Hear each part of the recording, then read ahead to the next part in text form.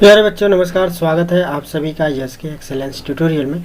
आज के इस ट्यूटोरियल में हम लोग कक्षा 10 जीव विज्ञान के कुछ महत्वपूर्ण नोट्स जो है दे रहे हैं आप लोगों को। इसे आप लोग जरूर तैयार कर लीजिएगा। यह देखिए मोस्ट इम्पॉर्टेंट क्वेश्चन है। उत्सर्जन से क्या तात्पर्य है? मनुष्य के उत्सर्जी अंगों के नाम लिखिए। मनुष्य के वृक्क की संरचना तथा कार्यविधि को सचित्र समझाइए, या मनुष्य के उत्सर्जन तथा नामांकित चित्र बनाइए।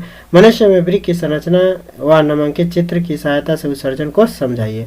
तो ये क्वेश्चन आप लोग से जरूर पूछे जाते हैं कि उत्सर्जन से आप क्या समझते हैं और उत्सर्जी अंगों के नाम बताइए, या पूछ देगा कि या कह देगा कि मनुष्य के वृक्क का संरचना सूत्र या कार्यविधि बनाइए। ठीक है, कार्यविधि को समझाइए, संरचना चित्र और कार्यविधि को समझाइए।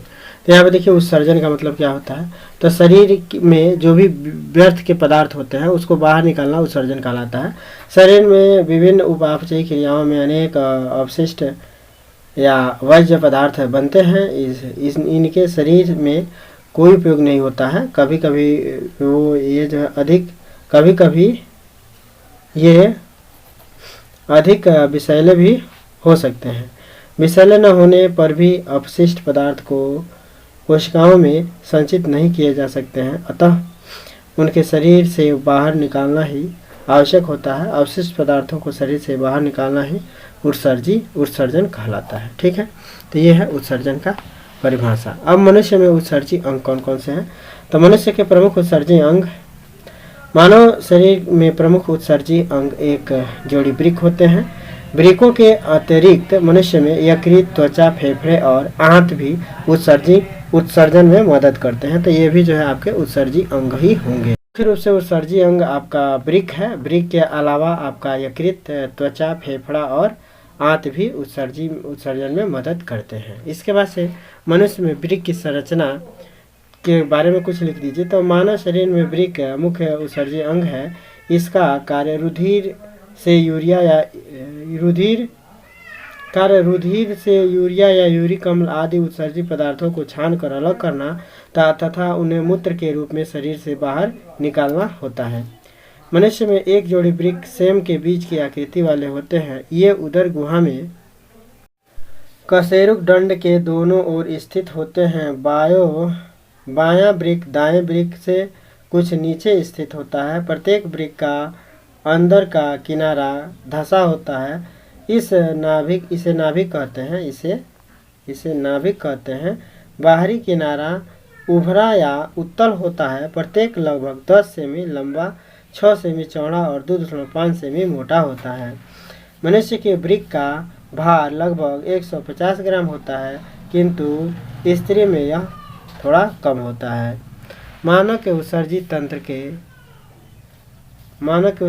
तंत्र उत्सर्जी अंग के नाम यहाँ पे देख सकते हैं। चित्र देखिए, ये जो है दोनों किडनी है और इसके जो है भाग हैं, जो कि आप लोगों को साफ सुथरा नहीं दिख पा रहा है। ठीक है, अब इसके बाद से मोस्ट इम्पॉर्टेंट क्वेश्चन देखिए। पादपों में फ्लोएम द्वारा भोज्य पदार्थों को समझाइए। तो पादपों में फ्लोएम द्वारा भोज्य पदार्थों को पौधों के जड़ों तक लाने का कार्य किया जाता है फ्लोएम द्वारा। ठीक है, पौधों से तैयार भोजन को पत्तियों से जड़ तक लाने का काम फ्लोएम द्वारा किया जाता है। ठीक है, तो इसको भी देख लीजिएगा। फिर जाइलम के कार्य क्या हैं? तो जाइलम का कार्य जल को जड़ द्वारा पत्तियों तक पहुंचाना होता है। ठीक है, इसके बाद से पौधों में वाष्पोत्सर्जन कितने प्रकार से होते हैं? रंध्रीय की उपयोगिता का उल्लेख कीजिए। केवल रंध्रों के उपयोगिता का जो है उल्लेख करना है। तो पौधों में वाष्पोत्सर्जन मुख्यतः 3 प्रकार से होता है: रंध्रीय वाष्पोत्सर्जन, उपत्वचीय वाष्पोत्सर्जन और वात रंध्रीय वाष्पोत्सर्जन। ठीक है, तो रंध्रीय वाष्पोत्सर्जन के बारे में जान लीजिए। तो रंध्र यानी मूलरोम द्वारा अवशोषित जल जाइलम द्वारा पत्तियों तक पहुंचता है। पत्तियों के अतिरिक्त जल को जलवाष्प में बदल देती है और जलवाष्प समान विसरण द्वारा रंध्रों में चली जाती है। इस स्थिति इसे रंध्रीय वाष्पोत्सर्जन कहते हैं। पर्णरंध्र के खुले और बंद होने की क्रियाविधि, ये भी मोस्ट इम्पॉर्टेंट प्रश्न है। पर्णरंध्र के खुलने और बंद होने की क्रिया विधि को समझाइए। तो पर्णरंध्र के खुले और बंद होने की क्रिया विधि निम्न है।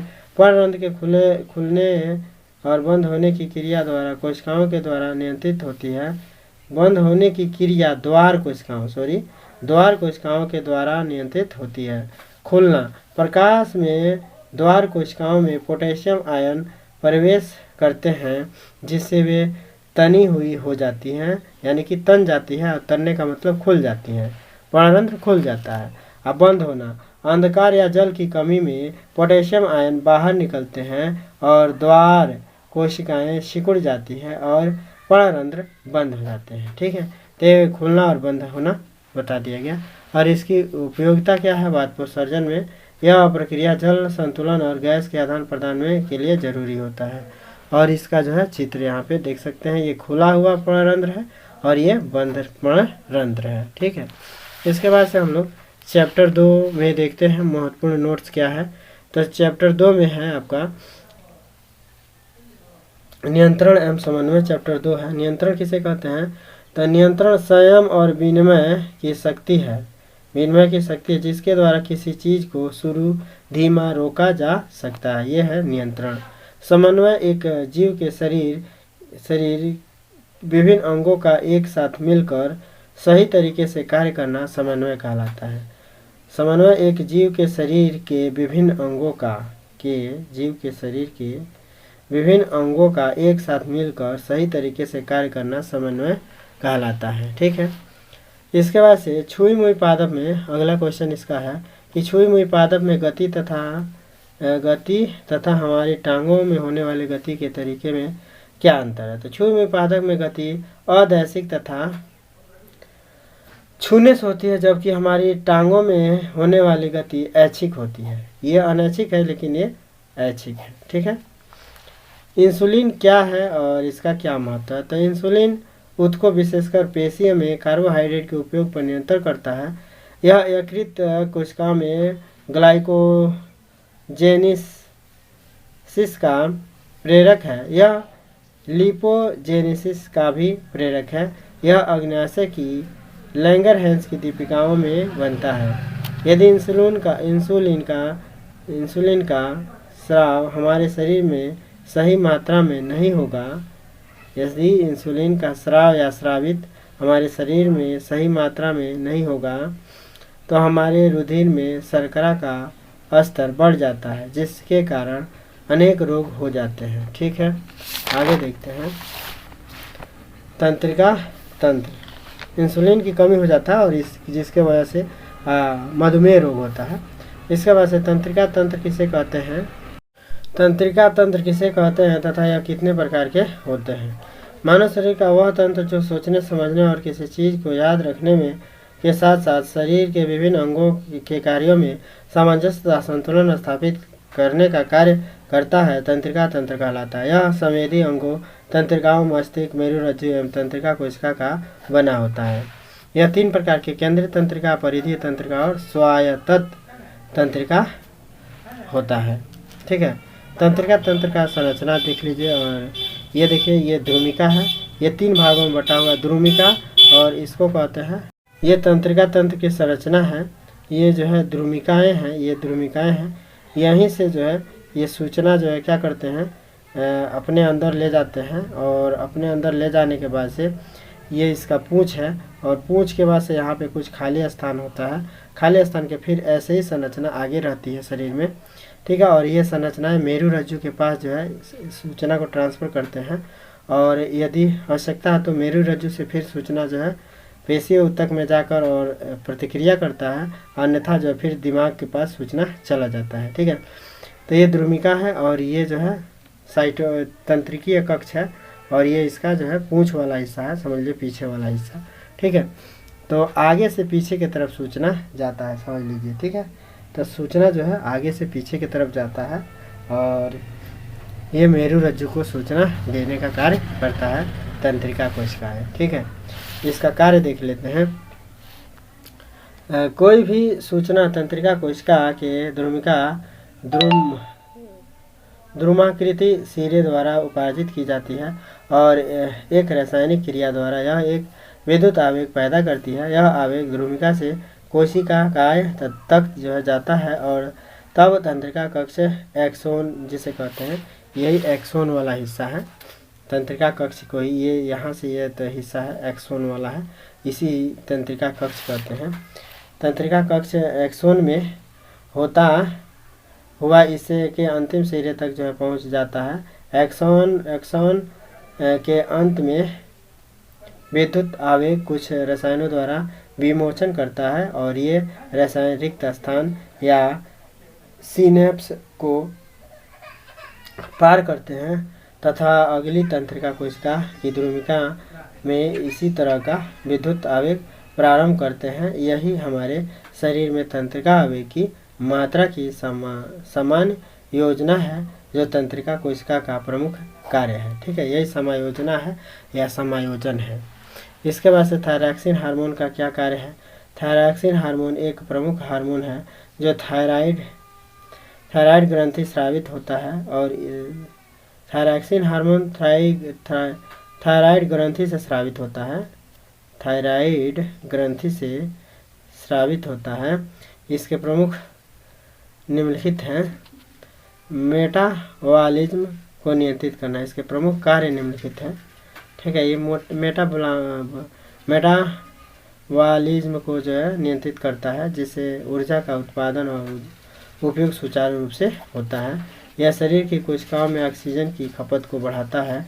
बच्चों और किशोरों में शारीरिक और मानसिक विकास को बढ़ावा देता है। ये इसका जो है थायरॉक्सिन हार्मोन का मुख्य कार्य है।